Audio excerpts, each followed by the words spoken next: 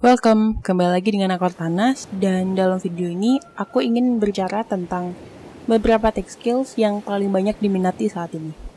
For disclaimer, aku bukan ahli IT, jadi semua yang aku sampaikan dalam video ini didasari dari pengalaman dan pengetahuan aku selama menjadi mahasiswi computer science dan pengalaman kerjaku, dan juga dari beberapa research yang bisa teman-teman baca di jurnal atau artikel lengkapnya yang linknya aku tuliskan di description box. Video ini akan terbagi menjadi 3 bagian utama, di mana pada bagian awal aku akan membagikan informasi beberapa kemampuan IT yang paling diminati, dan bagian kedua aku akan membagikan pengalamanku, dan untuk section terakhir aku akan membagikan beberapa hasil research yang seperti biasa silahkan teman-teman lihat di description box. Oke, jadi langsung ke pembahasan pertama. Berikut adalah beberapa tech skills yang paling banyak diminati atau paling banyak lowongan pekerjaan. Mungkin lebih tepatnya bukan paling banyak lowongan pekerjaannya, tapi skill-skill IT yang di masa depan dan sekarang sebenarnya juga sudah mulai akan banyak dicari bahkan sampai beberapa tahun ke depan.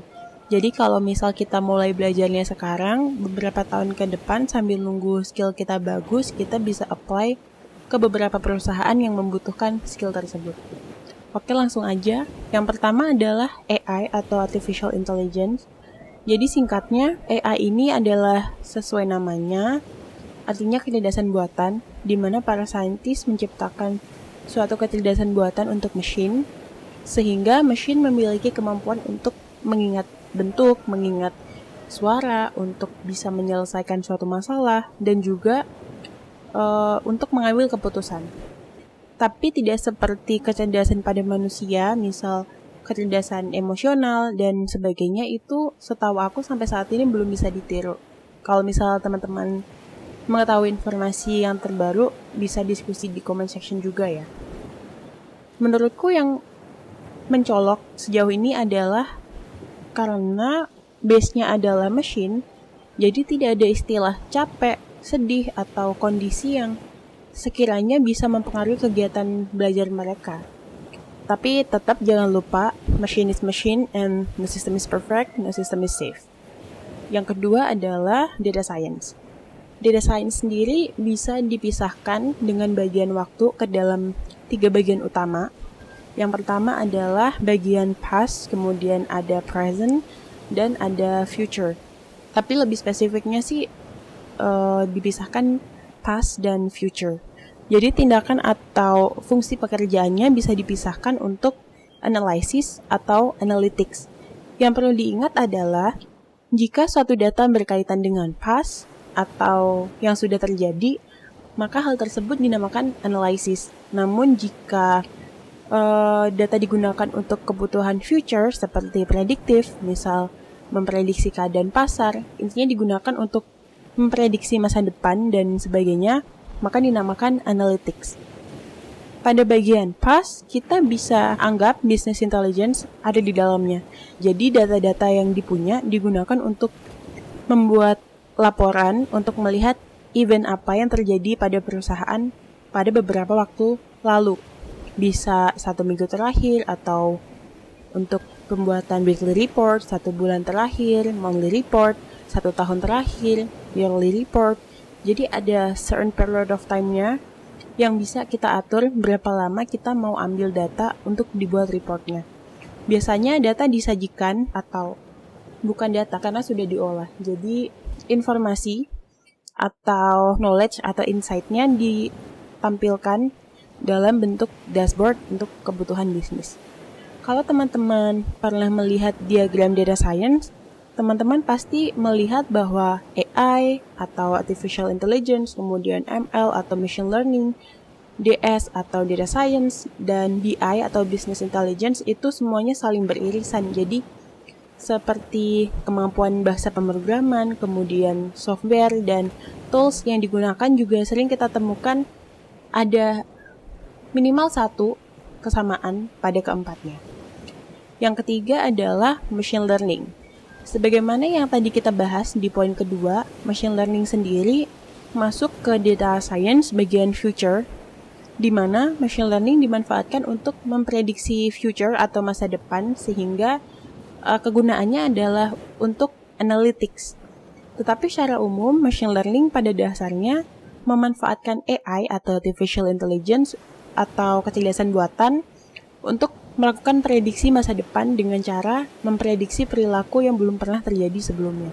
Jadi sebagaimana namanya, machine learning dengan menggunakan AI akan mempelajari hal-hal yang diperkenalkan kepada mesin sebagai bekal untuk memberikan respon kepada suatu event. Jika terjadi kesalahan, maka mesin akan terus mencoba sampai mesin menemukan pola bagaimana agar dia berhasil. Jadi sebenarnya mesin di sini tidak bisa kita bayangkan sebagai bentuk robot, melainkan adalah banyak baris script yang akan terus berubah sampai menemukan cara yang tepat untuk melakukan suatu kegiatan.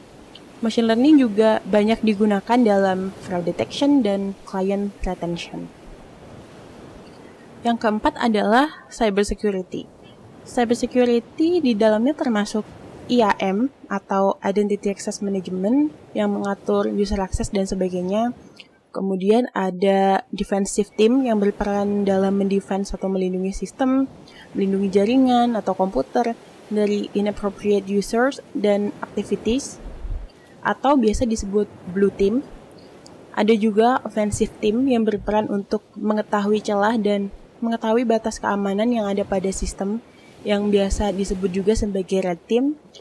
Jadi kegiatan yang membentuk cybersecurity sendiri ada banyak. Misal ada kegiatan forensik, ada incident response, ada penetration testing, ada hardening, ada juga vulnerability assessment, dan sistem audit juga ada di dalamnya. Dan sejauh ini jenis skill tersebut masih terus dicari dan sepertinya akan terus ada sih. Yang kelima adalah cloud computing. Sekarang itu kan era big data ya, di mana tiap detiknya terdapat jutaan data yang mengalir. Dan cloud computing dianggap sebagai salah satu solusi untuk storing data-data tersebut, sebagaimana yang banyak dibahas juga kalau data warehouse dan data lake juga sudah terintegrasi dengan cloud. Jadi cloud computing atau yang terkenal mungkin AWS atau Amazon Web Service menjadi salah satu skill yang biasanya tercantum di requirement pekerjaan saat ini. Beberapa kemampuan yang kita bahas tadi, aku harapkan bisa membantu teman-teman yang baru masuk ke dunia IT untuk bisa menemukan karir apa yang akan teman-teman tuju. Mungkin ada yang berkeinginan menjadi mobile developer atau web developer, atau cara generalnya kita sebut sebagai software developer. Menurutku tidak perlu berkecil hati meskipun jika kita lihat di beberapa situs atau postingan yang sering kita lihat di sosial media, pekerjaan IT tersebut seringnya tidak masuk ke dalam list tech skills yang paling diminati. Tapi kalau memang kita merasa skillnya kuat di situ dan teman-teman enjoy dengan pekerjaannya dan rutinitasnya, menurutku itu sudah merupakan hal yang sangat bagus untuk bertahan di dunia IT. Selain itu juga dengan bekal kemampuan dan pengalaman kita di bidang IT yang sebelumnya, juga memiliki peran yang besar untuk karir kita selanjutnya. Oke, jadi beberapa bulan yang lalu aku sempat galau dengan kemana arah karir IT-ku yang aku rencanain akan aku bangun lagi setelah lulus kuliah. Dan di masa-masa galauku, aku belajar macam-macam skill IT yang berujung membuatku bingung. Karena aku bukan tipe manusia yang bisa sangat bagus di salah satu bidang pekerjaan. Aku ingat ada beberapa seniorku di cybersecurity yang jago banget tentang masalah security, baik blue team atau red team. Ada juga yang sudah sertifikasi OSCE atau Offensive Security Certified Expert. Kalau lagi ngumpul bareng, obrolannya juga tidak jauh dari pembahasan seputar security, dan jujur hal-hal yang seperti itu pernah bikin aku iri, tapi lebih ke arah yang bagus karena aku jadi terdorong untuk mencari apa yang benar-benar cocok buatku. Tapi menurut beberapa seniorku di tempat kerja yang dulu, ini hal yang masih sangat wajar untuk orang dengan umur 21 tahun. Dengan kata lain, aku pernah mencoba banyak hal dan aku bisa melakukannya dengan cukup baik, tetapi tidak pernah sampai cukup baik untuk menjadikannya sebagai suatu pekerjaan. Lalu aku juga mencoba belajar cybersecurity, lalu ada data science, ada big data dalam waktu yang cukup bersamaan. Jadi aku sampai saat ini jujur masih mencari di mana cabang IT yang cocok buatku. Aku sangat salut dengan orang, mungkin teman-teman juga ada yang sudah menemukan arah karir yang tepat buat teman-teman. Aku sangat salut. Dari beberapa research tentang pekerjaan IT yang aku baca, aku simpulkan ke dalam paragraf singkat yang semoga bisa membuat teman-teman semakin semangat belajarnya. Jadi computer science itu merupakan suatu bidang yang kalau kita lihat sekarang ini akan terus terpakai sampai kapanpun.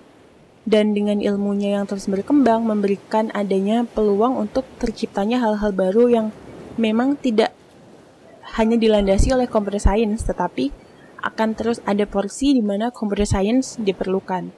Juga banyaknya cabang dari computer science sendiri membuat kita bisa belajar banyak hal dalam satu lingkup yang sama.